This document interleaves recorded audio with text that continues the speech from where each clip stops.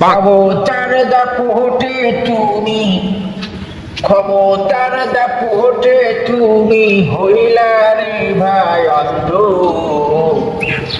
সব ক্ষমতা চূর্ণ হইবে আখি হইলে বন্ধ তোমার, সব ক্ষমতা চূর্ণ হইবে আখি হইলে বন্ধ।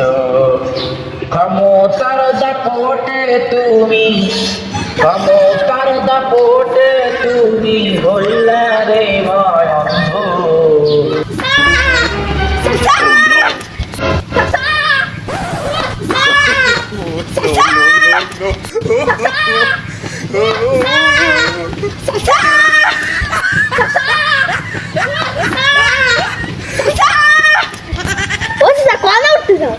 এই তুফান উঠে গেছে, তুফানে তুফান আবার উড়ে নিয়ে যাবে আমার স্যার।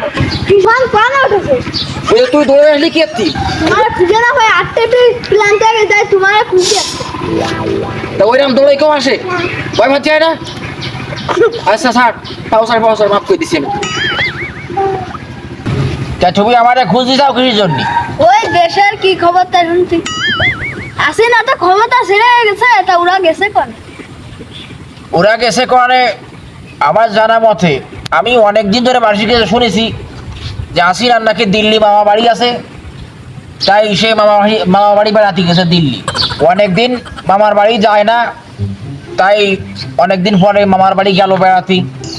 নেট ফিটার বন্ধ করবে না? বন্ধ করবে কিটা?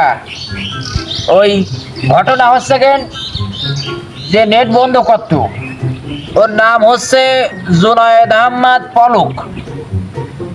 সে এইরকম এক্সপার্ট একটা লোক, তার এরকম মানে এত ট্যালেন্ট আছে তার, সে বাংলাদেশে এরকম একটা পরিস্থিতি করে ফেলাইছে যে নেট এমনি চলে যায়, এমনি নেট চলে যায়, এমনি ওয়াইফাই বন্ধ হয়ে যায়।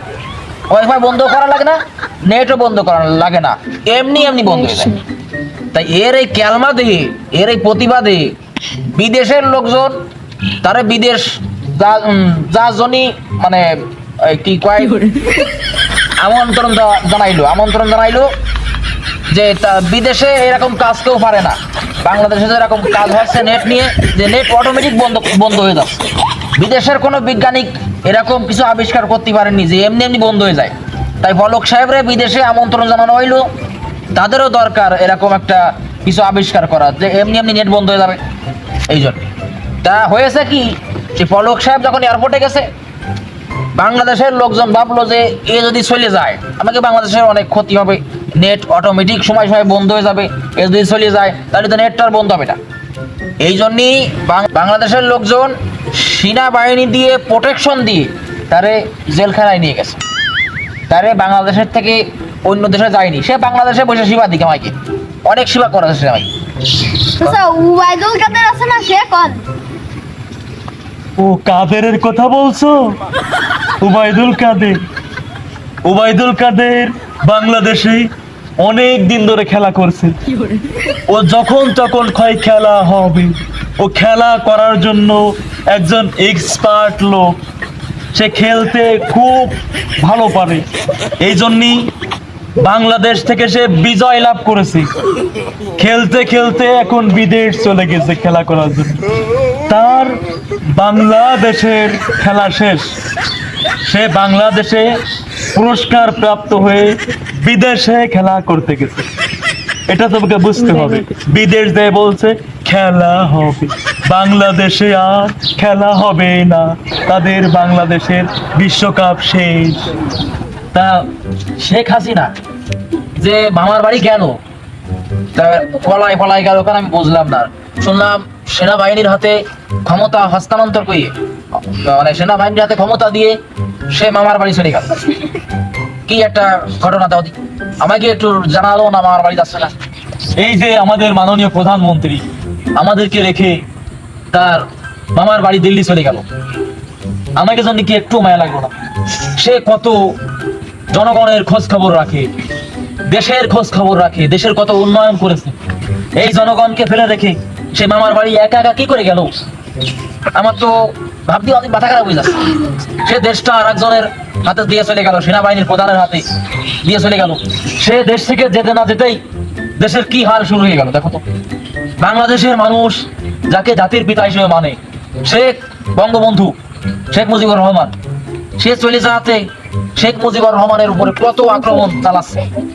কেউ কেউ দেখছি শেখ মুজিবুর গোসল করে না, তাই তার উপরে করুণা করে মাথার উপর দিয়ে পেশাব করে দিচ্ছে, শেখ মুজিবুরের গোসল করায় দিচ্ছে।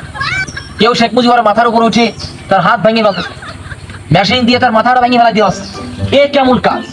এটা ঠিক না। এই যদি শেখ হাসিনা মাননীয় প্রধানমন্ত্রী দেখে, তাহলে তার তো জইলে পুড়ে মরা কায়দা।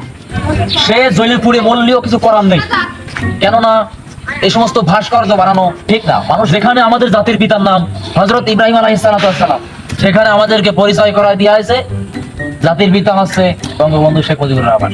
মানুষে মানুষ কতদিন, যতদিন তুমি না মামার বাড়ি গেছো, বঙ্গবন্ধুকে জাতির পিতা কেউ মানে না। আগেও আমাদের জাতির পিতা ছিল ইব্রাহিম আলাইহিস সালাম, এখনো আছে ইব্রাহিম আলাইহিস সালাম এবং থাকবে চিরকাল ইব্রাহিম আলাইহিস সালাম। তাহলে আমাদের জাতির পিতার নাম কি মনে থাকবে? কেউ যদি বঙ্গবন্ধু জাতির পিতা কয়, কুড়িরাম ছয় মারি দিবা, বুঝতে পারিস? ব্যথা লাগে? আচ্ছা, ব্যথা না লাগলি পারো, আমি কাজ করতেছি, তুই যারা দৌড়ে আসলি ব্যথা ব্যথা, এই যদি 8টা যা তুই তোর কাজ যা।